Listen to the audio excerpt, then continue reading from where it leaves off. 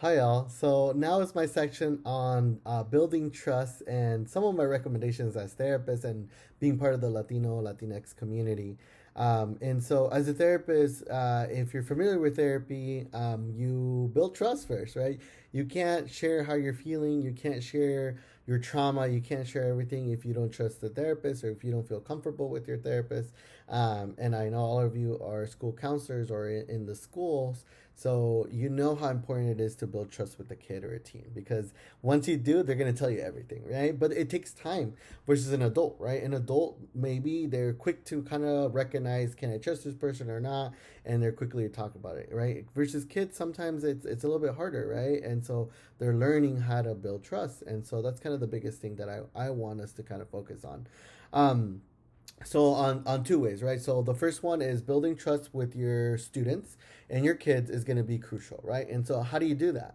Is that talking to them in the lunchroom? Is that talking to them in recess? Is that talking to them outside of school during pickup? Right? How do you build trust with your school and your students? Right? So that's going to be key number one, and continue to do that. Right? And so if we all have different strategies, and you know your school, you know your district, and so you're going to know how to best do that. Right? And so that's going to be number one, right? Because at the end, those are the people that you're serving, and then that's the people that you want to know what's going on, right? That's number one. But then number two is how do you building trust with the community, specifically the immigrant community, the refugee community, the Latino community, right? This kind of community that right now is trying to figure out can I trust you as an adult, right? And so this goes to similar. So some folks might be a little bit more reluctant to share more or even engage. So I don't want you to take it personal at this particular moment, but I also want you to be wary that it's going to take more work to build trust right now, specifically with the immigrant community, right? Because they don't know who to trust. And so therefore it's valid. It's valid that they feel that way. And so what do we do that, right? Do you have enough time to build trust with them in parent teacher conferences, in pickup times? Is that enough time? And if it isn't, right, is there other ways that you can do that? It does your school have after school programming or something like that to get parents involved? And I don't have to tell you this, my brother's a teacher in South Omaha, so I understand like getting parents engaged is in ideal world that would be the best, right? But I know that it's gonna kind of hard to engage, especially with folks that work or single moms, right? All these systems and complexities, right, that come within there, right? So how do you build trust, right? And so some of my recommendations would be like, I think we have people from all over the state here, which is really exciting, right? And so what works in Omaha is going to work well in Omaha or Lincoln, but what works in Grand Island and Lexington is going to look very different, right? Or what looks in Fremont. So you'll know your community, and know where to meet the community, right?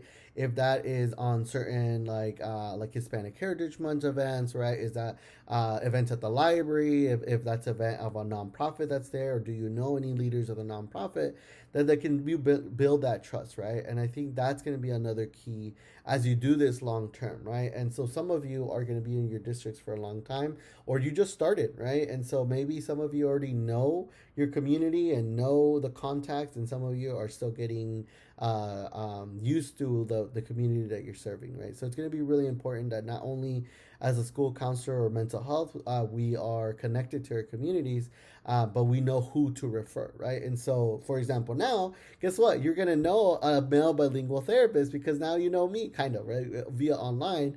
But now you know, right? Oh, I know. And guess what? There's other Latino therapists or the other therapists that you'll be able to collaborate, or social workers in the community, or doctors, or psychiatrists, or med providers, or anything like that that you can then refer some of your students. So that's going to be key in regards to building trust with the community, right?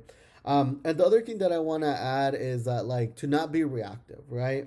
I know right now you might see the videos of ICE, and you might see the videos of people being separated or in the border or all this other stuff, right? We're seeing all what the news is, and the reality is this is nothing new, right? It's obviously more in our face now, and it's something that we're experiencing it more right now. But I think as humans, we make the mistake that we're like, oh, it didn't happen a couple of years ago, but then it comes back. And this for immigrant populations is an ongoing thing. So unless we solve immigration policy, this isn't going to be an issue that's going to be solved, unfortunately. And I think a lot of our immigrant or migrant folks know this, right? And so some of them know, and it's the risk, and some of them don't. Some of them, it's not good for their mental health. So for me as a therapist, a lot of my conversations right now with my clients is like, is this sustainable for you? And some of my clients are opting to move back home, or some of my clients are opting to move out of state, or some of my clients are like, until it happens, right? I'm gonna keep moving forward. And so our community is really resilient in some ways, but some really struggle with this, the unknown, the constant worry, right? And so this affects their self-esteem, it affects their lifestyle, right? If being scared of going to school, or being scared of going to a restaurant, being scared of going to a dance. I know what was the thing that happened at Superior not too long ago, right? That they were threatening to call ICE and all this other stuff, right? So there's just a lot of fear in the community. But what I want us to invite us is, not only if you build trust with the community, you're going to be able to not only have referrals, you're going to be able to know what's going on in the community, but you're going to be able to serve them in the best way. But at the same time, I don't want us to be so reactive. And yes, right now we need to we need to be engaging in these conversations, but also we need to also know that this is going to be an ongoing thing. So that once you put your systems, you're not going to be as reactive, right? You're going to be able to know how to support your kid if their parent gets deported. You're going to be able to support your teen if a family member or a sibling gets deported, right? And so some of you haven't experienced that. Some of us have. And so we're able to know what to do in the midst of chaos, right? And so I want us to not be reactive, but I want us to be proactive. And by you building trust with your community, that's what you're going to be proactive. By building trust with the families in your school, you're going to be proactive. By building trust with your kids, you're going to be proactive, because then you'll know what's going on, not only when it comes to immigration, but you're also going to know when it comes to domestic violence, substance use, sexual abuse, right? All this stuff that's very important and very valuable. And like I've always told, I collaborate out with school counselors when I work at Completely Kids, is like, you know before we do, right? You are going to refer to us, right? And we know that there's a lot of kids, so you can't meet everybody's needs, right? But this particular conversation is, how are we there for this particular population? However, if you're in a district or in a class or in a school that is more immigrant heavy, or just a couple, right? And so we want to make sure that you're able to build trust with either the larger community or a small population, if that's where you serve, right? And the other thing is important is like, have a referral list, right? As I said, like, you can't see all of your kids, but you're gonna have to refer. So what kind of therapists do you see outside, right? And then there goes to the question of, if their parents are undocumented but they're a U.S. citizen, right? A lot of them might have Medicaid, right? So knowing that Medicaid pays for therapy and help them with these coping skills of the stress and anxiety, because the teens feel it, right? If parents might be super nervous, and kids feel this, right? And so that can lead to struggling academically, right? Because they're stressed about a mom or a sister. And I've had clients like that, right? So knowing that Medicaid pays for therapy, to use those resources, right, and stuff like that, and that's going to be a lot of education, because there's a lot of fear as well. Of like, if I use Medicaid, are they going to say that I'm taking advantage of the system and stuff? So I unfortunately have had clients that stopped taking their Medicaid because they were scared of their parents, being tracked or whatever that is. So there's some education of that they won't know their parents' information, because they're a U.S. citizen, right? The other thing is like, have a referral list of therapists, right? Make sure you know who to refer: male therapists, LGBTQ plus friendly therapists, right? Therapists that are women, right, and that are able to work on certain topics, so you can kind of refer them in the community. And like I said, the beauty of telehealth now is that you can see any client all over the state, which is nice. And then the other parts is nonprofits. What nonprofits can you collaborate in the community, not only to build trust, but also to make a referral if you need additional resources and stuff like that. Like for example, for Columbus and Grand Island, I know there's some really good. The Centro Hispano is really good for Columbus, and the Multicultural Coalition is really good in Grand Island. So knowing these places is really helpful. And the last thing is advocacy, right? So maybe you're like, okay, trust is going to take me a while and I don't know how to do that, or I already have the trust. What now, right? That leads to your level of advocacy. And that's kind of what I tell my students. Your advocacy should be authentic to you, right? What do you do? Is that if that's you protesting, go for it. If that's you writing letters and calling your senator, go for it, or congressperson, go for it, right?